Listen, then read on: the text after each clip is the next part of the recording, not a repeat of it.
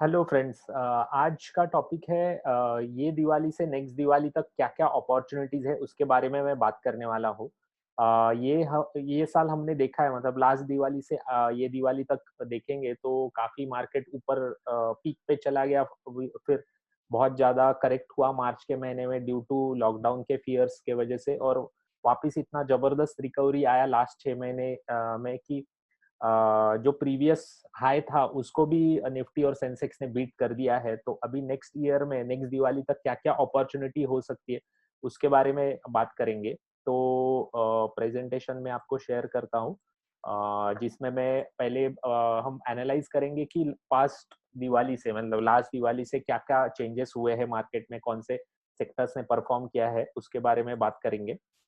तो दिवाली से ये दिवाली तक ये सेंसेक्स का चार्ट है, आप देख सकते हो। अराउंड जनवरी के महीने में, मतलब 13-14 जनवरी को 12,400 का निफ्टी ने हाई बनाया और 42,000 का सेंसेक्स ने हाई बनाया अराउंड। और वहाँ से जो फियर्स चालू हुए लॉकडाउन के, और जैसे-जैसे नंबर्स बढ़ते गए हैं कोरोना के ऑल अक्रॉस द वर्ल्ड, तो मार्केट एकदम शार्पली नीचे आया। मतलब मार्च के महीने में आप देख सकते हो कि अराउंड 3 लोअर सर्किट लगे थे मार्केट को, 3 बार लोअर सर्किट लगा था। और फिर 23 मार्च 2020 को सेंसेक्स निफ्टी ने बॉटम बनाया। सेंसेक्स ने अराउंड 25,639 का बॉटम बनाया और निफ्टी ने 7,600 का। और वहाँ से जो रिकवरी स्टार्ट हुआ है, वो आज आप देखोगे मार्केट आज का भी अराउंड 12,800 है, मतलब प्रीवियस पीक को भी सरपास कर दिया है। लेकिन रियलिटी आप देखोगे तो जीडीपी -23% है क्वार्टर 1 का, क्वार्टर 2 का नंबर आया नहीं है, लेकिन वो डबल डिजिट नेगेटिव नंबर ही होगा। तो फिर भी इतना मार्केट ऊपर जा रहा है, तो बहुत सारे इन्वेस्टर्स ने मुझे पूछा कि क्या करना है, म्यूचुअल फंड्स में प्रॉफिट बुक करना है, शेयर्स में प्रॉफिट बुक करना क्या है? तो उसके बारे में बात करते हैं। तो ये एक्चुअल लास्ट दिवाली से ये दिवाली तक आप देखोगे तो 10% के रिटर्न्स मिले हैं मार्केट में। अभी ये जो चार्ट है उसमें ये दिखा रहा है कि एवरी संवत ईयर, मतलब दिवाली से दिवाली तक कितने रिटर्न्स मिले हैं। तो आप देख सकते हो ये 2060 संवत ईयर, मतलब 2003 कैलेंडर ईयर। तो 2003 में 60% के रिटर्न्स हुए, और स्ट्रेट 2003 टू 2008 कंटिन्यू बेसिस पे पॉजिटिव रिटर्न्स रहे, क्योंकि वो 3-4 पीरियड, साल का पीरियड ऐसा था कि जिसमें कॉर्पोरेट ग्रोथ सबसे बेस्ट हुआ था, प्रॉफिट ग्रोथ। और उसके बाद सडनली एक 2008 के दिवाली से दिवाली में एक अराउंड वो ईयर में 2008 के ईयर में 60% से सेंसेक्स निफ्टी करेक्ट हुए, और आप यहाँ देख सकते हो -52% के रिटर्न्स मिले हैं 2007 टू 2008 के दिवाली तक। और ये वन ऑफ द ईयर था ड्यू टू यूएस में 2 बैंक्स बंद हो चुके थे, सब prime crisis, lemon brother crisis के वजह से ऐसा हुआ था। नहीं तो एज़ सच आप देखोगे तो ऑलमोस्ट हमेशा दिवाली टू दिवाली पॉजिटिव ही रहा है मार्केट, एक्सेप्ट फॉर ये 2008 का लेमन ब्रदर क्राइसिस देख सकते हो, और 2011 में -17% हुआ था। बाकी आप एज़ सच हमेशा पॉजिटिव रिटर्न्स बने हैं। तो अभी लास्ट प्रीवियस 5 दिवाली से दिवाली तक पॉजिटिव रिटर्न्स बने हैं, और मार्केट काफ़ी रन अप हो चुका है, तो प्रोबेबली ऐसे हो सकता है कि आपको ज़्यादा रिटर्न्स नहीं बने, मतलब सेंसेक्स निफ्टी में नेक्स्ट कैलेंडर ईयर तक, नेक्स्ट दिवाली तक। ऑफ कोर्स मार्केट कोई प्रेडिक्ट नहीं कर सकता है, लेकिन अगर लॉ ऑफ एवरेजेस देखेंगे तो 5 पॉजिटिव ईयर्स के बाद एक नेगेटिव ईयर आता ही है, तो शायद नेगेटिव रिटर्न आ सकते हैं। लेकिन मैं वापस आपको बताता हूँ, मार्केट कोई भी प्रेडिक्ट नहीं कर सकता है। अभी देखते हैं लास्ट 1 साल में जो सेक्टोरल कौन से सेक्टर्स ने कैसा किया है। तो फार्मा ने अराउंड 50% के रिटर्न्स दिए, आईटी ने 42% के रिटर्न्स दिए, दिवाली टू दिवाली मैं आपसे बात कर रहा हूँ। मेटल ने भी 9.2%, और सबसे वर्स्ट हिट जो है वो पीएसयू बैंक्स, एफएमसीजी और प्राइवेट बैंक्स। तो ये डेटा पॉइंट से आपको क्या समझ रहा है? तो मेरा मानना ऐसा है कि जहाँ पर भी वैल्यू है, अंडर परफॉर्मेंस है, वहाँ की अगर आप अच्छी कंपनियाँ पिक करोगे तो आपको आने वाले टाइम में काफ़ी अच्छे रिटर्न्स मिल सकते हैं। क्योंकि ऑलरेडी वहाँ पे अंडर परफॉर्मेंस है, तो वहाँ पे आपको अच्छे स्टॉक्स पिक करना है, ऐसा मेरा थिंकिंग बोलता है। और फार्मा में ऑलरेडी काफी अच्छे रिटर्न्स आ चुके हैं, मतलब 23 मार्च का बॉटम से आप देखोगे तो फार्मा इंडेक्स अराउंड 85 टू 90% ऊपर है, तो ऑलरेडी रिटर्न्स बन चुके हैं। तो वहां पे थोड़ा आपको स्टॉक अच्छे से पिक करना पड़ेगा फार्मा और आईटी में, तो ही आपको अच्छे रिटर्न्स मिलेंगे नेक्स्ट दिवाली तक। तो ये है सेक्टोरल परफॉर्मेंस। अभी इंडेक्स परफॉर्मेंस देखते हैं। निफ्टी ने 10% के रिटर्न दिए, निफ्टी नेक्स्ट 50 ने 2.6% के रिटर्न दिए। इसका मतलब टॉप जो 50 स्टॉक्स है उसमें से थोड़े ऐसे स्टॉक्स है उन्होंने बहुत अच्छा परफॉर्मेंस दिया है, इसलिए निफ्टी का परफॉर्मेंस अच्छा दिख रहा है। निफ्टी 100 ने 8.6% के, निफ्टी 200 8.9। अभी यहाँ पे देखने वाली बात ऐसे है कि मिड कैप ने निफ्टी को सरपास किया है लास्ट 1 ईयर में, 11% के रिटर्न्स दिए, और स्मॉल कैप ने अंडर परफॉर्मेंस किया है। तो आप म्यूचुअल फंड्स में इन्वेस्ट करते हो तो श्योर शॉट स्मॉल कैप में अपॉर्चुनिटी है, क्योंकि जैसे मैंने बताया कि जहाँ पे भी अंडर परफॉर्मेंस है वहां पे आप प्रॉपर वे में, मतलब प्रॉपर स्कीम पिक करके या फिर स्टॉक पिक करके इन्वेस्ट करोगे तो आपको अच्छे रिटर्न्स बन सकते हैं। तो स्मॉल कैप में एक अपॉर्चुनिटी यहाँ पे मुझे दिखता है। और प्रीवियस स्लाइड में बैंक्स और बैंकिंग सेक्टर में और इंफ्रास्ट्रक्चर सेक्टर में मुझे अपॉर्चुनिटी दिखता है, तो वो उसका लॉजिक भी मैं बताऊंगा क्या है। अभी कौन से स्टॉक्स ने सबसे बेस्ट परफॉर्मेंस दिया है लास्ट दिवाली से ये दिवाली तक, आप देख सकते हो डिवीज लैब ऑलमोस्ट 100% ऊपर जा चुका है। और टॉप 10 स्टॉक्स में मोस्ट ऑफ द फार्मा और आईटी स्टॉक्स है। और इसमें सरप्राइज है क्या है कि जेएस डब्ल्यू एस स्टील और टाटा स्टील, ये दो पेटल स्टॉक्स टॉप 10 परफॉर्मर्स में आए हैं, तो एक सरप्राइज है। बाकी एज सच फार्मा और बैंक सॉरी फार्मा और आईटी ने परफॉर्म किया है, एक भी बैंक इसमें नहीं है। तो इसलिए मैं वापस बोल रहा हूँ कि आप अच्छे से एक प्राइवेट बैंक या पीएसयू बैंक खरीदोगे अच्छे से उसका स्टडी करके, तो आपको अच्छे रिटर्न्स बन सकते हैं आने वाले टाइम में। वर्स्ट परफॉर्मर स्टॉक्स देखिए, एनटीपीसी, गेल, इसमें से ऑलमोस्ट सब स्टॉक्स ये पीएसयू स्टॉक्स है। तो और एक ये अपॉर्चुनिटी है कि यहाँ पे अंडर परफॉर्मेंस है, मतलब आप देख सकते हो एनटीपीसी में अभी बायबैक आया था 10 दिन पहले, तो वहां पे जो स्टॉक अराउंड 80-85 में ट्रेड कर रहा था उसका बायबैक गवर्नमेंट ने 115 रुपए में किया है। तो ऑलमोस्ट वहां पे आपके 35% के 35-40% के रिटर्न्स बनने वाले थे, प्लस इसका डिविडेंड यील्ड भी काफी अच्छा है, मतलब ऑलमोस्ट एफडी रिटर्न जितना इसका डिविडेंड यील्ड है। तो पॉइंट ये है कि इतने सस्ते हो चुके हैं पीएसयू स्टॉक की, क्लियर कट अपॉर्चुनिटी है, मतलब उसकी जो बुक वैल्यू है उससे काफी ज्यादा सस्ते में ट्रेड कर रहे हैं most of the PSU stocks. Plus government का जो प्लान है डिसइन्वेस्टमेंट और स्ट्रेटेजिक सेलिंग का जो प्लान है, उससे एक पॉजिटिव सेंटीमेंट बन सकता है। प्लस एलआईसी का आईपीओ आने वाला है, तो उससे भी एक पॉजिटिव सेंटीमेंट बन सकता है पीएसयू स्टॉक्स में।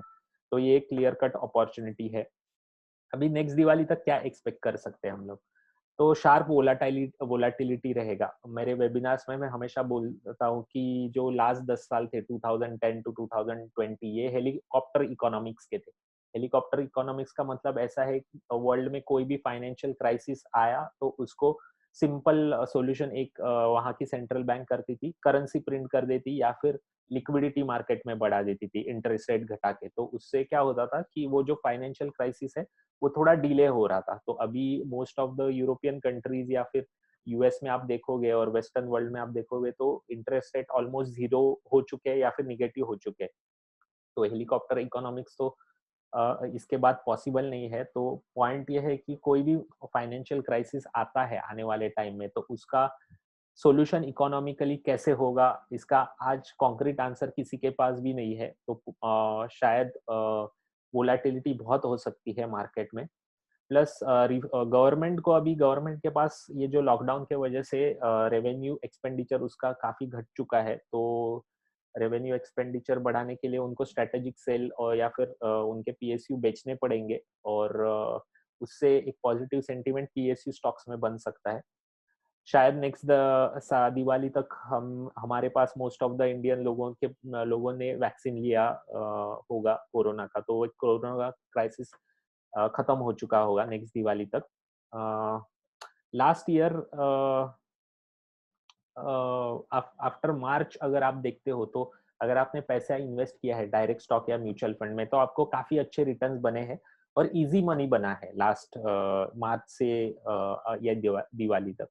लेकिन नेक्स्ट ईयर बहुत डिफिकल्ट होगा, क्योंकि already market price to earning ratio, price to book ratio पे काफी मतलब स्ट्रेच वैल्यूएशंस पे है। तो अगर इसको फंडामेंटल सपोर्ट नहीं मिलता है, मतलब कॉर्पोरेट अर्निंग बढ़ते नहीं है आने वाले क्वार्टर्स में, या फिर जीडीपी बढ़ता नहीं है, तो ये लेवल्स कितने सस्टेनेबल है ये क्वेश्चनेबल है। तो नेक्स्ट ईयर ये डिफिकल्ट होगा पैसे बनाना। इंडिविजुअली अगर आपको स्टॉक में पिक करना है तो इंडिविजुअली अच्छी कंपनियां पिक करनी पड़ेंगी। अभी वो कैसे पिक करनी होती है उसके ऊपर मैं मेरे वेबिनार्स में बात करता ही रहता हूँ। एक स्पेशल वीडियो भी मैं डालूंगा आने वाले टाइम में। तो ये सब है नेक्स्ट दिवाली तक। अभी मेरे टिप्स क्या है, तो पीएसयू स्पेस में क्लियर कट अपॉर्चुनिटी है ड्यू टू गवर्नमेंट अभी काफी पीएसयू को सेल करने वाली है, करना ही पड़ेगा। प्लस एलआईसी का आईपीओ आने वाला है, तो उससे एक पॉजिटिव सेंटीमेंट बन सकता है। There is an opportunity in banking, NBFC and financial services space.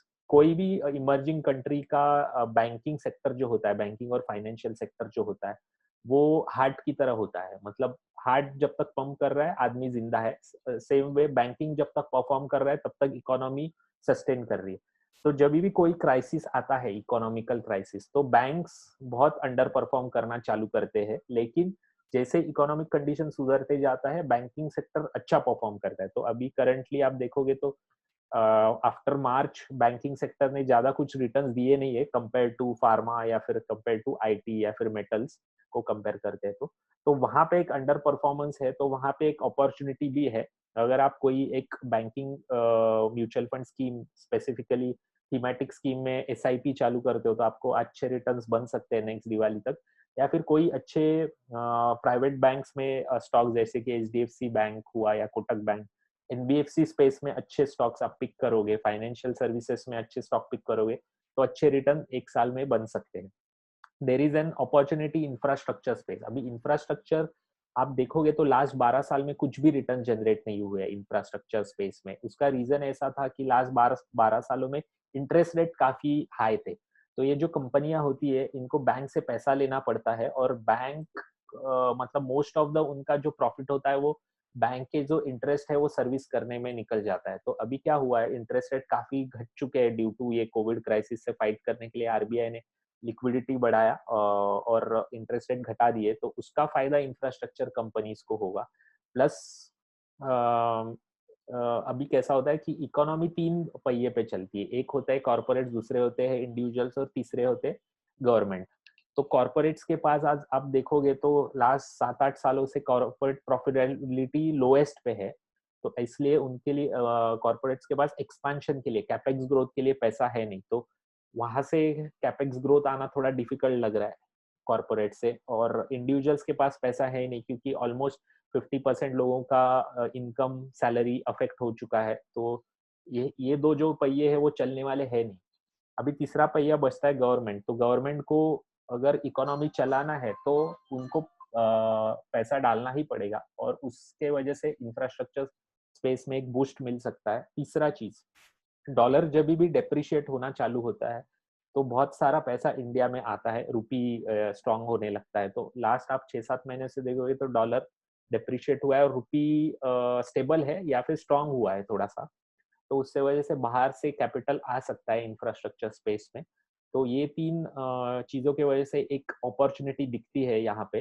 तो वापस आपको अच्छी एक थीमेटिक स्कीम में एसआईपी कर सकते हो, या फिर अच्छा स्टॉक पिक करके आप इसमें इन्वेस्ट कर सकते हो। म्यूचुअल फंड के पोर्टफोलियो के लिए आपको असेट अलोकेशन फॉलो करना एक्सट्रीमली इम्पोर्टेंट है आने वाले टाइम में। नहीं तो आपका पोर्टफोलियो अंडर परफॉर्म करना चालू होगा। तो इसके लिए असेट अलोकेशन इम्पोर्टेंट है। उसके बाद अगर आपको लो मार्केट नीचे जाता है तो वो टाइम पे आपको डेट में से इक्विटी में शिफ्ट होना चाहिए थोड़ा थोड़ा करके। और जैसे ही मार्केट ऊपर जाता है तो प्रॉफिट थोड़ा थोड़ा, जहाँ पे भी परफॉर्मेंस है अच्छा, जैसे कि आईटी या फिर फार्मा सेक्टर में, अगर आपने फार्मा की थीमेटिक स्कीम में इन्वेस्ट किया है तो थोड़ा थोड़ा प्रॉफिट बुक करना चाहिए। तो टैक्टिकल असेट अलोकेशन ये गुड स्ट्रेटेजी बन सकता है। तो ये 5 टिप्स मैंने आपको बताए। तो ऐसे ही ये सब अपॉर्चुनिटी वाले वीडियो में डालते रहता हूँ। इंसिडेंटल कोई अपॉर्चुनिटी होती है इसके वैसे। तो हमारी एक हैप्पी रिच कम्युनिटी है, उसके अराउंड 28 मेंबर्स है करंटली। तो आपको अगर हैप्पी रिच कम्युनिटी का पार्ट बनना है तो उसके बेनिफिट्स क्या क्या होंगे, तो हमारा एक डेडिकेटेड एफबी ग्रुप है कम्युनिटी मेंबर्स का, जिसमें मैं वीडियोस डालते रहता हूँ इंसिडेंटल अपॉर्चुनिटीज के। तो उसका आपको फायदा हो सकता है। वो अपॉर्चुनिटीज के एक्सप्लोर करके आप इन्वेस्ट करोगे तो शायद आपको अच्छे रिटर्न्स मिल सकते हैं। सेम टेलीग्राम पे भी एक ग्रुप चैनल होगा ये कम्युनिटी मेंबर्स का, जिसमें करंटली 28 मेंबर्स है। मेरे 3 ऑनलाइन वर्कशॉप्स होते हैं एवरी 15 डेज, और 4 आवर्स के होते हैं ये, 2-2 दिन के लिए। मतलब secrets of debt free life, secrets of happy rich action plan और insider secrets to protecting wealth. ये 3 वर्कशॉप एवरी 15 डेज में होते हैं। उसको उसमें आपको फ्री एक्सेस मिलेगा अगर ये हैप्पी रिच कम्युनिटी का पार्ट हो तो। Secrets of debt free life में मैं डेट फ्री होने के लिए स्ट्रेटेजीज कैसे आप इम्प्लीमेंट कर सकते हो उसके बारे में काफी अच्छे स्ट्रेटेजीज मैं बताता हूँ। उसके बाद secrets of happy rich action plan में आपको अगर अर्ली रिटायर होना है और हैप्पीली रिच बनना है तो उसके लिए कौन से आप इन्वेस्टमेंट स्ट्रेटेजीज यूज कर सकते हो, कौन से एवेन्यूज यूज कर सकते हो, उसके बारे में काफी एक्सटेंसिव बातें होती है। और insider secrets to protecting your wealth. जितना आपको रिटर्न्स इंपॉर्टेंट है, जितना वेल्थ मैक्सिमाइजेशन इंपॉर्टेंट है, उतना ही वेल्थ प्रोटेक्शन इंपॉर्टेंट है। मतलब जब भी बैड टाइम्स आते हैं वो टाइम पे आप जितना आपके वेल्थ को प्रोटेक्ट करोगे, जब भी गुड टाइम्स आएंगे तो आप आपका पोर्टफोलियो बहुत अच्छा परफॉर्म करना चालू कर देगा। तो इसके लिए डाउनसाइड पे प्रोटेक्ट करना इंपॉर्टेंट है। तो डाउनसाइड प्रोटेक्ट करने के लिए क्या क्या चीजें करनी है उसके ऊपर मैं बात करूंगा। और अगर आप ये कम्युनिटी के मेंबर बनते हो तो वन टाइम आपको एक mutual fund portfolio analysis report मिलेगा, और मेरे साथ 1-to-1 15 मिनट्स का जूम कॉल पे आप मीटिंग कर सकते हो, जिसमें मैं आपके पोर्टफोलियो में कैसे असेट एलोकेशन करना है, मार्केट कैप असेट एलोकेशन करना है, और 5 फिंगर स्ट्रेटेजी जो मैं यूज करता हूँ म्यूचुअल फंड में इन्वेस्टमेंट करने के लिए, तो वो हिसाब से आपका पोर्टफोलियो कैसे बिल्ड कर सकते हो उसके बारे में वो मीटिंग में आप एनालिसिस कर सकते हैं। तो ये 4 चीजें अगर आप ये कम्युनिटी के मेंबर बनते हो तो मिलेंगी। तो इसका फीस कितना है? तो इसका नॉर्मल फीस, ज्वाइनिंग फीस है 3000 रुपीज, लेकिन दिवाली डील है, लाइफ टाइम डील है, वन टाइम चार्जेस है 999। 1000 रुपीज में आप ये कम्युनिटी के पार्ट बन सकते हो। ऑलरेडी जिन्होंने 500 रुपीज भर के मेरे पहले secrets of debt free life और secrets of happy rich action plan ये वर्कशॉप ऑलरेडी जिन्होंने भी अटेंड कर चुके हैं 500 रुपीज भर के, तो वो डिफरेंस 500 रुपीज का भर के ये कम्युनिटी के वो मेंबर बन सकते हैं। और जो जैसे मैंने आपको बताया ये 4 चीजें उसमें आपको मिलेंगी, और मेरे हिसाब से ये अच्छा डील है। तो मेरे यूपीआई आईडी पे adityapallav@okexis या फिर रेजर पे का मैंने लिंक दिया हुआ है, यूट्यूब के डिस्क्रिप्शन में मैं लिंक पेस्ट करने वाला हूँ। तो वहां पे पे करके आप ये कम्युनिटी का पार्ट बन सकते हो। रेजर पे से आप पेमेंट करोगे तो सिर्फ आपका नाम, कॉन्टैक्ट नंबर और ईमेल आईडी आपको डालना है, तो मेरे यहाँ से आपको रिवर्ट ईमेल और व्हाट्सएप पे पिंग आ जाएगा, और आगे की प्रोसेस हम कर सकते हैं। तो so thank you very much. ये आज का प्रेजेंटेशन खत्म हो चुका है। ऐसे ही अपॉर्चुनिटीज मार्केट में जो भी है उसके ऊपर मैं वीडियोस डालते रहूंगा। So thank you very much.